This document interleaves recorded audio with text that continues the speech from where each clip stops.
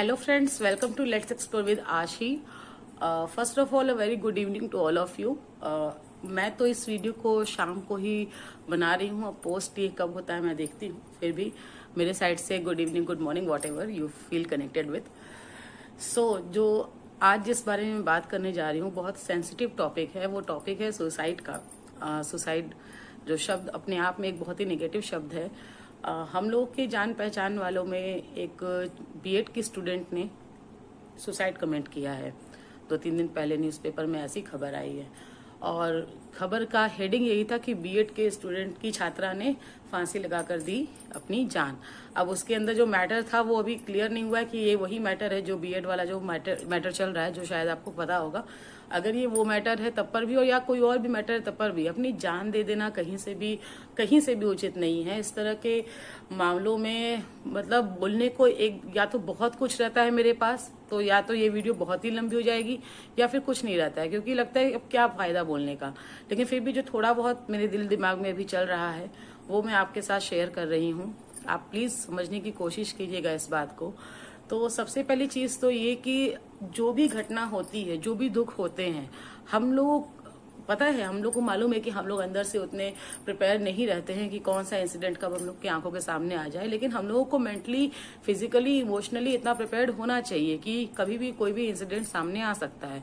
और ये जो घटना हुई थी बीएड को आउट करने वाली घटना, ये बड़ी घटना है. मैं खुद मान रही हूँ कि बहुत बड़ी घटना है, लेकिन ये इतनी बड़ी घटना नहीं है कि आप अपनी जान तक दे दें.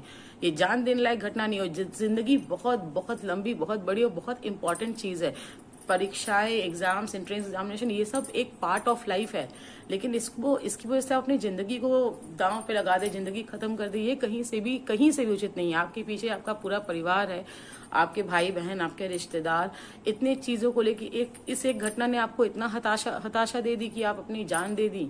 ये कितनी गलत चीज है. ये बहुत डिमोटिवेट फील होता है इस तरह की बातों को पढ़कर.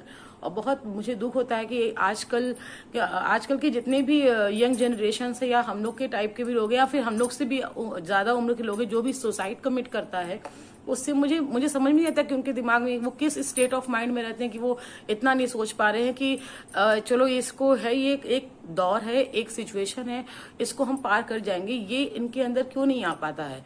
किसकी लाइफ में प्रॉब्लम्स नहीं होती है? क्या मेरी लाइफ में प्रॉब्लम्स नहीं है? क्या आपकी लाइफ में प्रॉब्लम्स नहीं? प्रॉब्लम सभी की लाइफ में होती है, बट हम सभी को उससे उबरना पड़ेगा, हम सभी को उससे जूझना पड़ेगा, लड़ना पड़ेगा, हम लोग को फाइटर बनना पड़ेगा. उसके आगे घुटने टेक देना तो कहीं से भी सही नहीं है. और कौन सा ऐसा दुख है जो सिर्फ आपको मिला है, जो अपनी जान, दुनिया का कोई एक ऐसा दुख नहीं है जो सिर्फ और सिर्फ आपको मिलता है.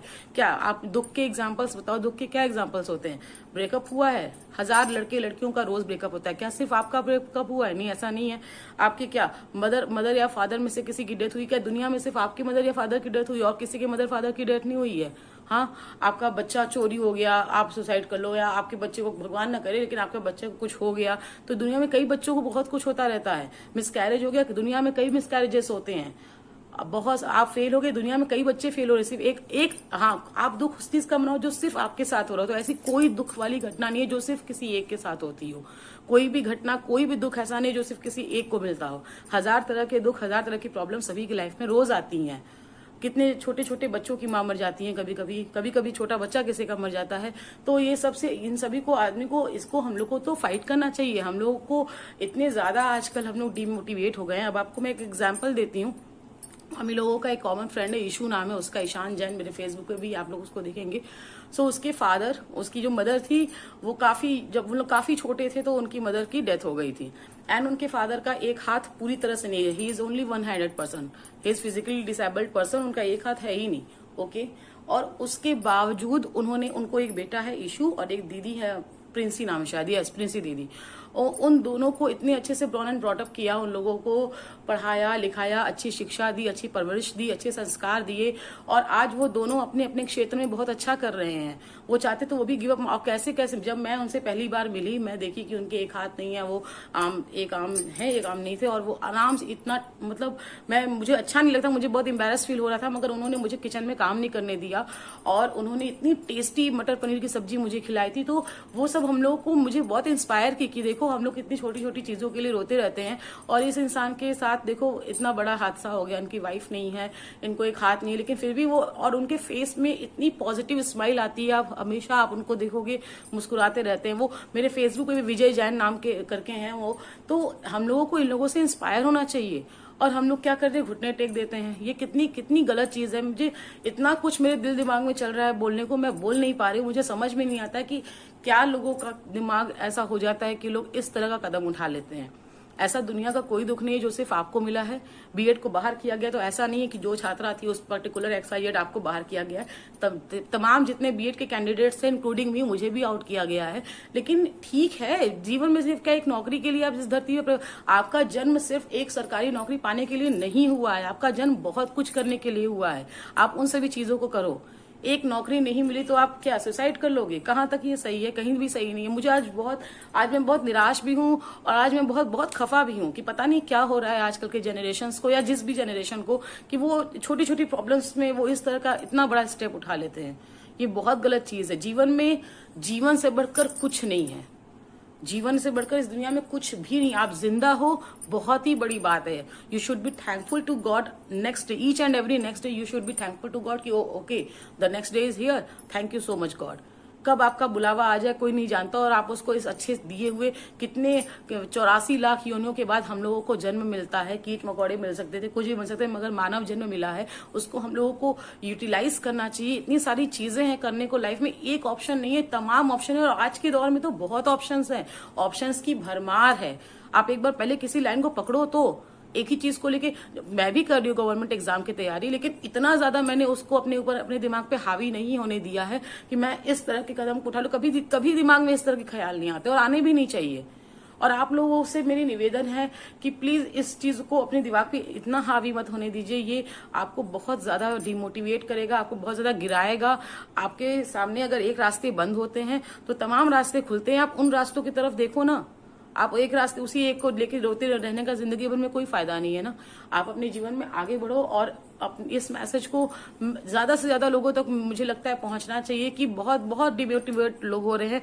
आप, अगर मैं भी होती हूँ डिमोटिवेट, ऐसे में मैं क्या करती हूँ, मैं पहले तो उस समय कोई भी उस स्टेट ऑफ माइंड में नहीं रहता कि कोई डिसीजन लिया जा सके, तो उस समय कोई डिसीजन नहीं लेना चाहिए। थोड़ा सा अपने आप को समय देना चाहिए, थोड़ा सा अपने आप को समय दो, और जो जिस भी चीज से आपको रिलैक्स मिलता हो आप वो करो उस समय। कोई दुनिया का कोई ऐसा इंसान नहीं होगा जिसको किसी एक पर्टिकुलर चीज से रिलैक्स ना मिलता हो। कोई एक चीज तो होगी जो आपको रिलैक्स, म्यूजिक होगी, एक्सरसाइज होगा, घूमना फिरना होगा, कुछ भी होगा। और कुछ नहीं मिल रहा है तो आप मोटिवेशनल स्पीकर्स की बातों को सुनो, आप संदीप माहेश्वरी जी को सुनो, आप वो प्रेमानंद महाराज जी को सुनो, आप जया किशोरी जी को सुनो, आप बहुत सोनू शर्मा जी को सुनो, और जीवन में बहुत सारे लोग हैं जिनको आप सुन सकते हो।